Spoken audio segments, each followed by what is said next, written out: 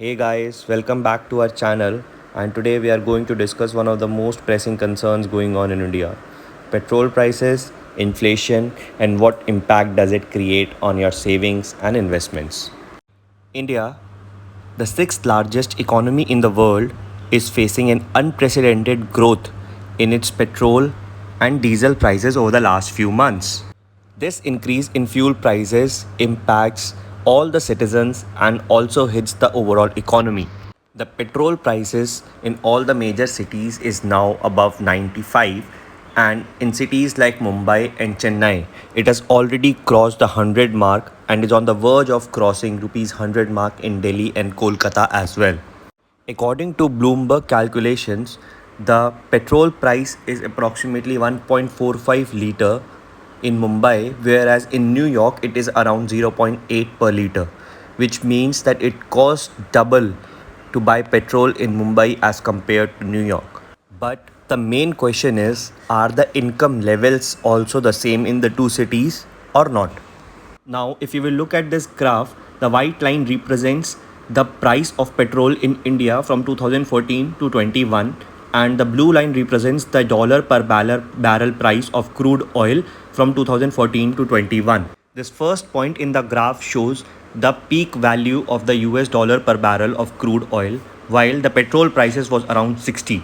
The second point is in 2020 when the COVID pandemic hit and the crude oil prices plummeted to their lowest level in multiple years, while the petrol prices in India continue to remain at the same levels. Now, the current point is in 2021 when the current petrol prices have peaked at around 100, while the crude oil prices have not been able to reach its peak yet.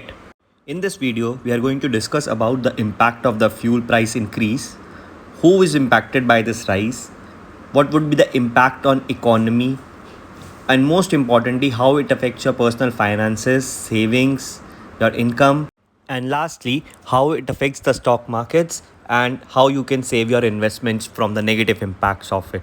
But before going forward, we would request you to subscribe to our channel if you are liking our content. Thank you. Petrol rises has a direct impact on the personal fuel consumption expenses. For people who own personal vehicles, the cost of transport would increase for them directly.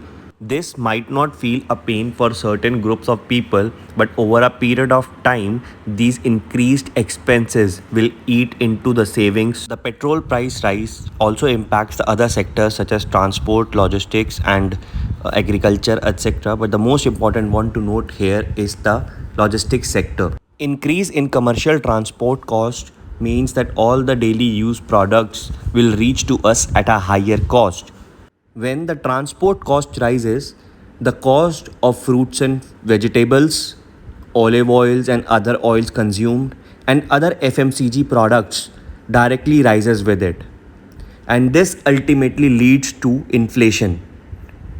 The end consumer will have to bear the added cost of transport due to the petrol price hike. The rise in fuel prices has a direct impact on the economy. If the fuel prices remain high for a consistently longer period of time, the demand for these fuels will tend to decline sharply, and which will hurt the government revenue collection.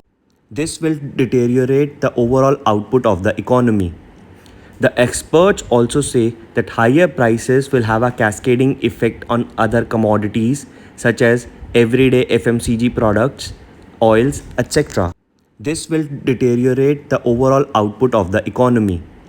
The experts also say that higher prices will have a cascading effect on other commodities such as everyday FMCG products, oils, etc. This will lead to further weaker sentiment among the consumers, and thus the demand for everyday goods will decline. This will also lead to a prolonged economic recovery due to the delayed demand.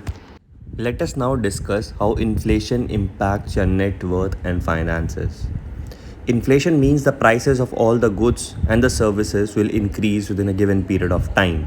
Suppose you were able to buy 4 apples for rupees 100, but after the inflation kicks in, you are only able to buy 3 apples for rupees 100, and buying 4 apples would now cost you rupees 125. This means if you have the same income over a given period, then either you will have to consume less or spend more to consume the same quantity of material. Let us now look at the impact on savings. If the income is rupees 50,000 and your expenses on fuel, vegetables, fruits, and FMCG products is 40,000 per month, then the savings would be 10,000 per month. But if the income remains the same and the expenses rise as a result of inflation, this would have a direct impact, negative impact on your savings, and you would be left with less money on your savings account. Next, we discuss the impact of inflation on stock markets. Usually, higher inflation is negative for the stocks as it increases the borrowing cost for the companies, the material cost is increased, and the labor cost is also increased as a result of higher standard of living requirements. The unexpected inflation, like right now, is the major problem. When the economy is contracting, the profits and revenues are usually declining, even without inflationary concerns. When the future outlook of the companies is grim, the expected earnings and cash flows would also go down, and thus taking down the valuation of the companies. Hence, the negative impact of inflation. Let us look at the first row in this slide. The overall return that the investors would expect from the share market would be around 8% at an inflation of 2%, which would give them an actual return of 6%, which is also called the inflation adjusted return. But in case when the new inflation rises to 4%, the overall return expected would be higher. If we take the overall return expected at 8% while the new inflation is 4%, the overall return for the investor would be 4%, which is 2% lesser. So in these cases, the investor's expected return increases by 2 percentage points, and which also puts more pressure on the stocks. If the stocks are not able to deliver that level of return, we will see a downfall in their value. Now, coming to the most important question, how can you save your net worth and your savings? Usually, most people will hold their total worth in terms of either cash, money in the bank, or in investments such as mutual funds, savings, bonds, equities, fixed deposits, etc.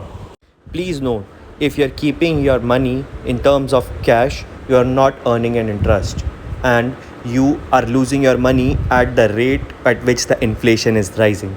Let's say the inflation is rising at 5% yearly, that means you are losing your money just by keeping it in terms of cash by 5% each year. Banks also give minor return of 3 to 4% each year, which is in usual times is just able to meet the inflation rate. But in current times when the inflation rate is much higher, at this point of time all of us are losing money by keeping it even in the bank account. If you are keeping money in investments like in equities or in mutual funds, and where you are able to generate a return of more than 10% or let's say above inflation, only then you are going to be able to save your money. Otherwise, it will be eaten away by the rising inflation, and your net worth will see a downward trend. So guys, don't worry, we will keep posting videos on how you can save your wealth from inflation and also generate new avenues for your income and increase the passive income over the coming years as well. So guys, if you liked the video, and I hope you did, then press the like button of this video so that we know what kind of content you guys like and we continue to prepare some good content for you. Also, don't forget to subscribe to our channel and press the bell icon.